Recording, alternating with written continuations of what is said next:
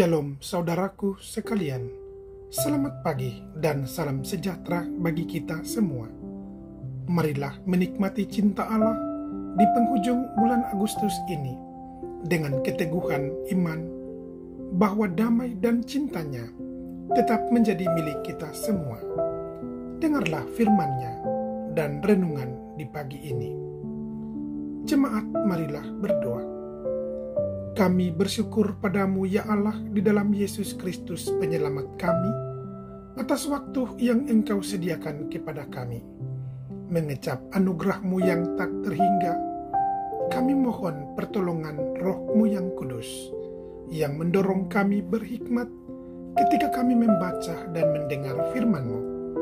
Kami mohon, dengarlah doa kami.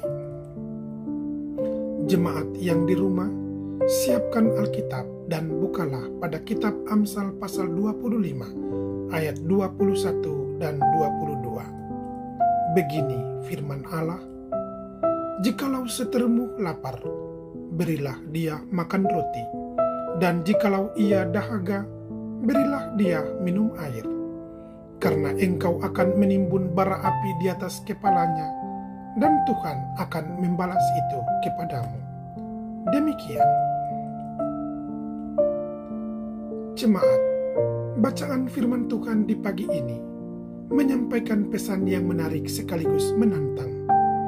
Belajarlah membalas kejahatan dengan kebaikan. Kebaikan adalah merupakan kemutlakan sifat Allah yang selalu dipublikasikan oleh setiap manusia dalam kehidupannya.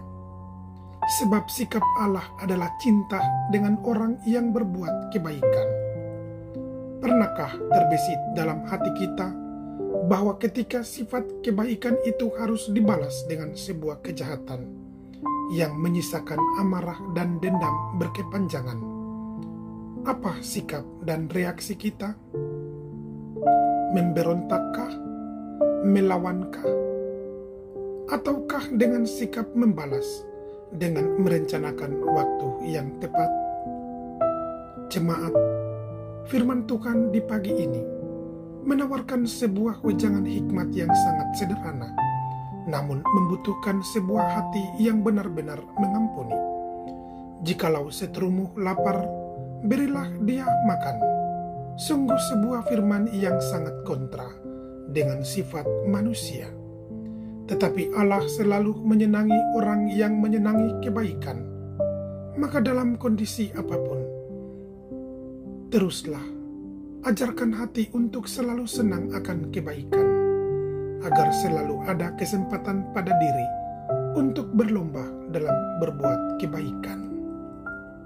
Jemaat, saat posisi kita diabaikan, dihianati, ajarkanlah hati untuk tetap sabar, ikhlas dan memaafkan. Karena balas dendam terhebat adalah ketika kita mampu membuktikan pada diri bahwa kita selalu baik-baik saja meski telah dikecewakan. Tenangkanlah hati dengan terus yakin bahwa kita punya Tuhan yang melihat semua yang terjadi pada kita, dan janjinya akan menambahkan kebaikannya kepada kita. Karena dengan kita percaya, maka sungguh untuk tabah pun akan mudah kita lakukan. Jadi, bila kita ingin dicintai, disayangi Tuhan, dan selalu diberi hak istimewa oleh-Nya, maka belajarlah untuk terus mengendalikan diri ketika disakiti, dijahatin, dihina, dan saat dihianati sekalipun.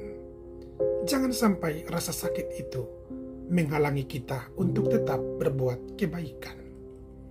Teruslah berbuat baik, karena pada akhirnya yang namanya kejahatan akan kalah dengan sendirinya dengan kebaikan.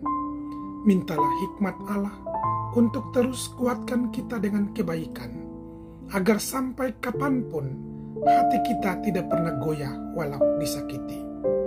Teruslah bersabar meski sulit, karena saat kita disakiti, maka disitulah Allah akan memberi kita hak istimewa, yaitu dengan doa yang terjawab.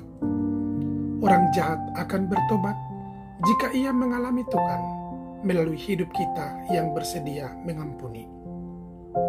Jikalau masih ada waktu untuk mengampuni, lakukanlah. Jangan menahan pengampunan jika kita mampu melakukannya. Selamat menjadi duta kebaikan bagi semua orang. Keluarga kita akan diberkati. Jemaat, marilah kita berdoa. Kami memuliakan nama-Mu, ya Allah, ya Tuhan kami, ketika Engkau membuka jendela dunia yang sungguh menebarkan kebaikan. Di tengah aroma kematian akibat dendam kesumat yang tak bertepi. Ketika ekspektasi kami tidak tercapai oleh karena halangan yang tidak bisa kami hindari. Ada keraguan, kebencian, dan kemarahan kami tunjukkan kepadamu, akibat kami tak mampu jalani hidup ini. Ekspektasimu kudus, hanya kami keliru menilaimu dan menyalahkan keadaan. Di akhir bulan ini kami berdoa, meminta kiranya hidup kami diatur oleh Tuhan dengan teratur, terencana, dan terhikmati. Enyahkanlah iblis dan kedaulatannya. Hadirkanlah legitimasi Allah di bumi yang penuh keraguan ini.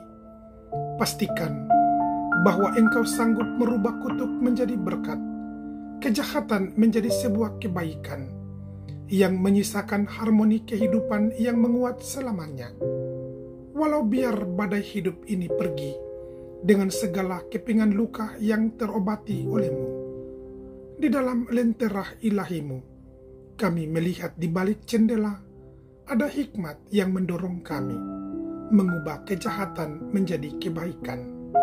Masifkanlah dalam hidup kami sikap bersatu, memutuskan mata rantai kejahatan, dan hidupkanlah mata rantai kebaikan berkelanjutan untuk hidup damai yang penuh syukur.